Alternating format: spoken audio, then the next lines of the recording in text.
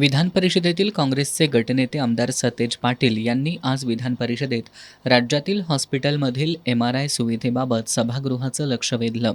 राज्यात PPP तत्वावर 19 ठिकाणी MRI मशीन्स बसवलेत. MRIची सुविधा देता न आलेल्या रुग्णांची आकडेवारी सरकारकडे आहे का? तसंच पोर्टेबल MRIची सुविधा ग्रामीण भागात देण्यासाठी सरकार प्रयत्नशील आहे का?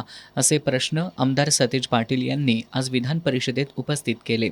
MRIची उपलब्धता सुविधा नसताना या ठिकाणी काय आकडेवारी सरकारकडे आहे का की MRIची सुविधा न दिलेल्या पेशंटची आकडेवारी आपल्याकडे या ठिकाणी आहे का?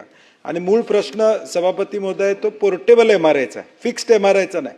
फिक्स्ड MRIची व्यवस्था अनेक सरकारी हॉस्पिटल्समध्ये किंवा वैद्यकीय महाविद्यालयामध्ये. मूळ विषय आहे की पोर्टेबल जिथं ग्रामीण भागामध्ये ती सुविधा आपल्याला देता येईल का या दृष्टीने या ठिकाणी महत्त्वाचा विषय आहे. त्यामुळं ही आकडेवारी आम्हाला मिळाली कारण की PPP अंतर्गत 14 संस्थांमध्ये नियोजित MRI सुविधा पोर्टेबल स्वरूपाची असेल का हा मूळ प्रश्न या ठिकाणी. यावर उत्तर देताना वैद्यकीय शिक्षण मंत्री हसन मुश्रीफ यांनी राज्यातील 16 ठिकाणी MRI मशीन बसवण्याचं काम सुरू असल्याचं सांगितलं. पोर्टेबल MRIचं संबंधितांनी सादरीकरण केलं असून त्याचे फायदे आणि अडचणी जाणून घेण्यासाठी तज्ज्ञ समिती नेमल्याचं त्यांनी सांगितलं.